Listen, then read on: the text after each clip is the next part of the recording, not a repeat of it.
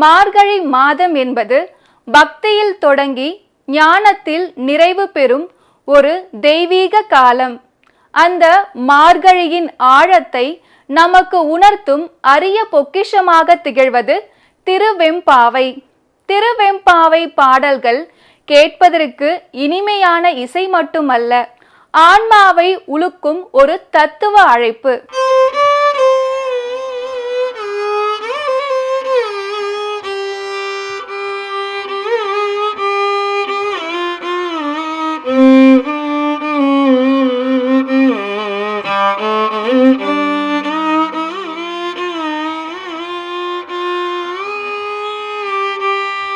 செங்கண் அவன் பார் திசை முகன் பார் தேவர்கள் பார். செங்கண் அவன் பார் திசை முகன் பார் தேவர்கள் பார்.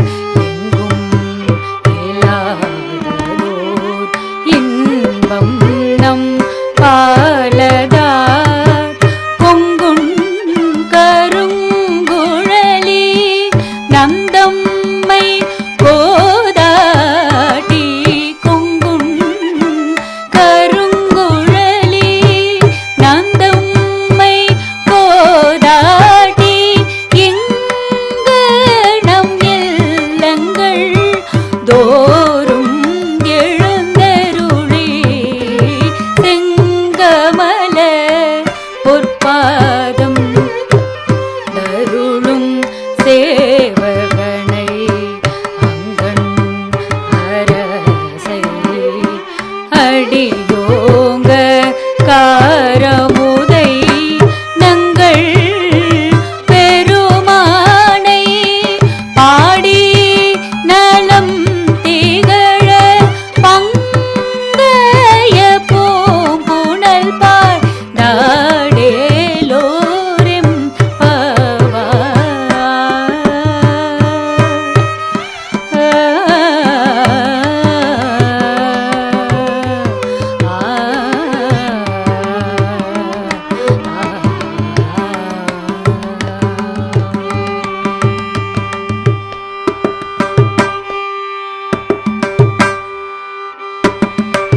மாணிக்க வாசகர் அருளிய திருவெம்பாவையை பக்தியுடன் கடந்து ஞானத்தின் உச்சத்தை நோக்கி நம்மை அழைத்து செல்கின்றது.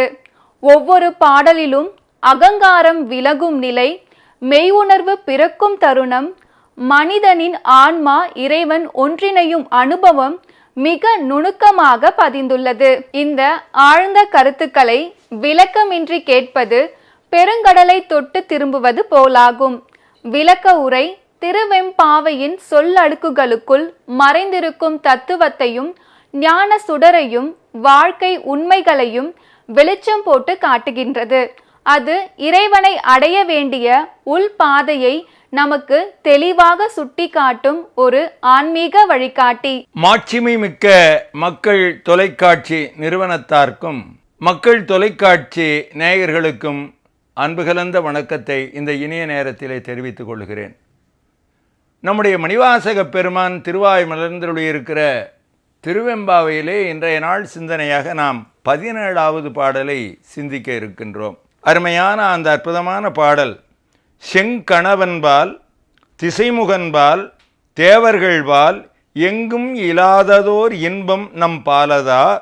கொங்குண் கருங்குழலி நம் தம்மை கோதாட்டி இங்கு நம் இல்லங்கள் தோறும் எழுந்து அருளி செங்கமலப் பொற்பாதம் தந்தருளும் சேவகனை அம்கண் அரசை அடியோங்கட்கு ஆரமுதை நங்கள் பெருமானை பாடி நலம் திகழ பங்கைய பூம்பூனல் பாய்ந்து ஆடேலோர் எம்பாவாய் என்பது இந்த அற்புதமான பாடல். பெரும்பாலும் மகளிரை பற்றி சொல்ல வருகிற பொழுது, மகளிர் என்று சொன்னாலே அந்த கூந்தலினுடைய சிறப்பு ஒரு தனித்தன்மை வாய்ந்தது.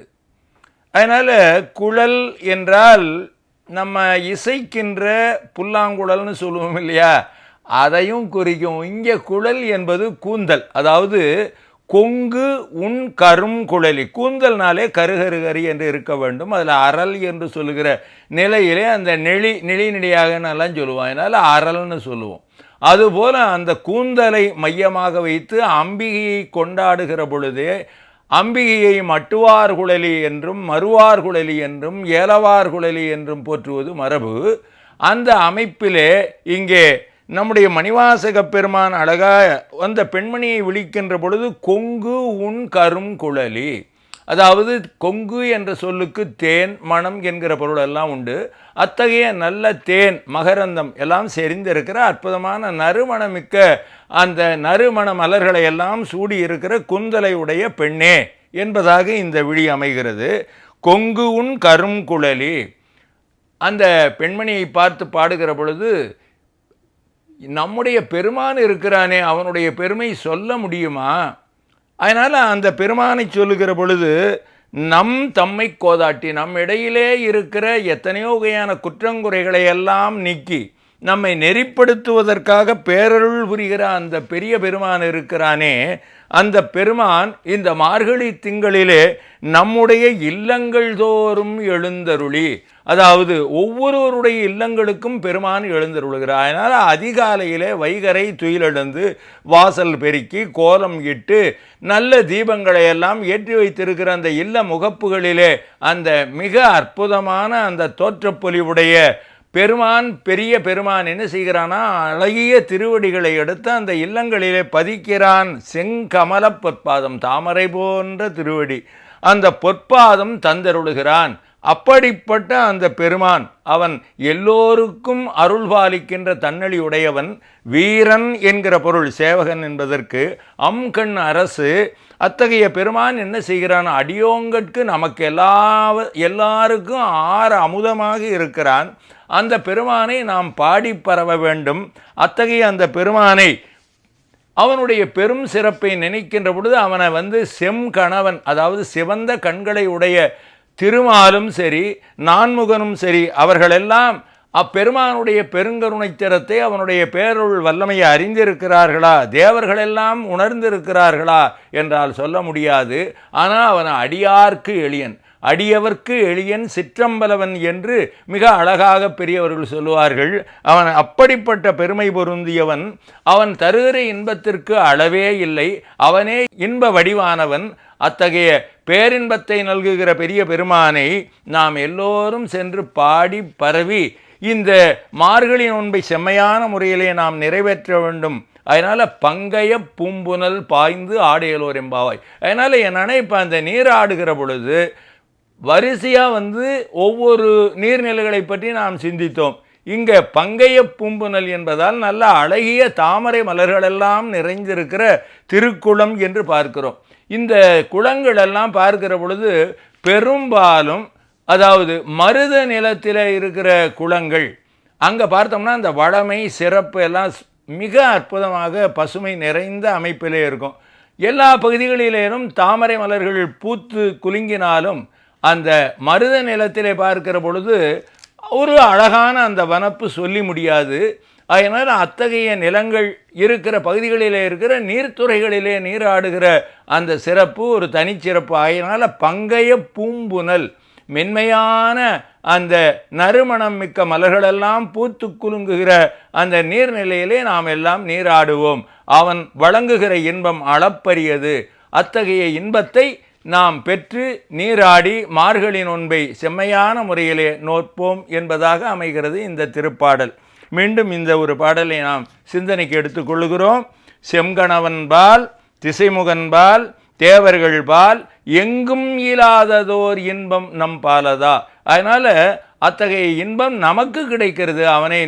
அவனுடைய திருவடியை நினைந்து நோன்பு நோக்கிற நமக்கு கிடைக்குங்கிறது இந்த குறிப்பு. கொங்கு உன் கருங்குழலின் அம்தம்மை கோதாட்டி இங்கு நம் இல்லங்கள் தோறும் எழுந்தருளி செங்கமலப் பொற்பாதம் தந்தருளும் சேவகனை அம்கண் அரசை அடியோம்கட்கு ஆரமுதை நங்கள் பெருமானை பாடி. அதாவது நமக்கு உரிமை அந்த அளவுக்கு நம்பெருமான், அதாவது திருவரங்கத்திலே இருக்கிற பெருமாளை கூட நம்பெருமாள் என்று சொல்லுகிறார்கள். அதுபோல பெருமானை உரிமை கொண்டாடி நம் பெருமான் என்று மகளிர் போற்றுகிறார்கள். இந்த இடத்துல நம் பெருமானை பாடி நலம் திகழ பங்கையப்பும் புனல் பாய்ந்து ஆடேலோர் எம்பாவாய் என்பது இந்த அற்புதமான பாடல். எங்கும் இல்லாததோர் இன்பம் நம் பாலதா என்று வருகிற தொடர் ஒரு அற்புதமான தொடர்.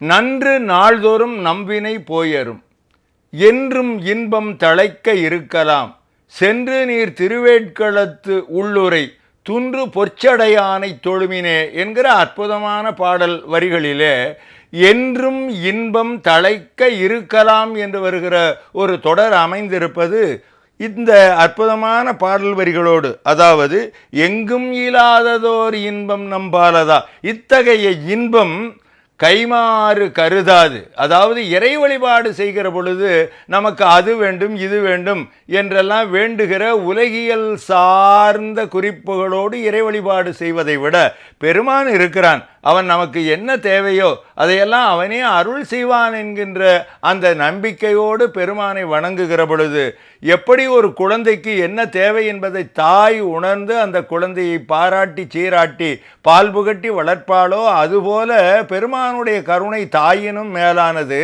அத்தகைய வழிபாட்டு நெறியிலே அந்த இன்பத்தை பெருமானே நமக்கு நல்குவான். ஆனால் தேவர்களெல்லாம் அப்படியல்ல. அவரவர்கள் ஒவ்வொரு நிலையிலே தம்முடைய பதவிகள் தமக்கு வேண்டியவற்றை பெற வேண்டும் என்பதற்காகவே அவர்களெல்லாம் வழிபாடு செய்கிறார்கள். ஆகையினால என்னன்னா, அதனால தான் செங்கணவன் திசைமுகன் தேவர்கள் இவர்களுடைய வழிபாட்டு நெறிகளுக்கும் மேலான ஒரு வழிபாட்டு நெறிதான் நம்முடைய அடியார்கள் போற்றி வழிபாடு செய்கிற நெறி. அதனால அனந்தானந்தத்து அகம் நிகழ ஆறா இன்பம் அறிவித்தாய், குறைவுபடாத இன்பத்தை நீ அறிவித்தாய் என்று நமக்கு குட்டி திருவாசகம் என்கிற நூல் திருக்கருவை 18 கூட போற்றுகிறது. அந்த அளவிலே இந்த இன்பத்தை சொல்லுகிற பொழுது நம்முடைய நாவரசர் பெருமானும் அந்த இன்பத்தை போற்றி சிறப்பித்து பாடுகிற பொழுது நாமார்க்கும் குடியல்லோம் நமனையஞ்சோம் நரகத்தில் இடர்படவும் நடலை இல்லோம் ஏமாப்போம் பிணி அறியோம் இன்பமே என்னாலும் என்று தேற்றேகாரம் என்று சொல்லுவார்கள். அந்த இன்பமே என்னாலும் துன்பம் இல்லை, அதனால் துன்பமும் இல்லை. துன்பம் நும்மை தொழாத நாள்களும் இன்பம் உன்னை ஏத்து நாள்களும் என்று நம்முடைய அருளாளர்கள் எல்லாம் போடுகிறார், பாராட்டி போற்றி வணங்குகிறார்கள். அதனாலே வழிபாடு செய்வது என்பது நம்ம எந்த வகையான அதாவது எதிர்பார்ப்பும் பிரதிபலன்களையும் எதிர்பாராமல் பெருமானுடைய திருவடி ஒன்றையே வேண்டி சிறப்பாக வழிபாடு செய்வது சிறப்பு என்பது இந்த பாடலில் நமக்கு குறிப்பாக தெரிய வருகிறது.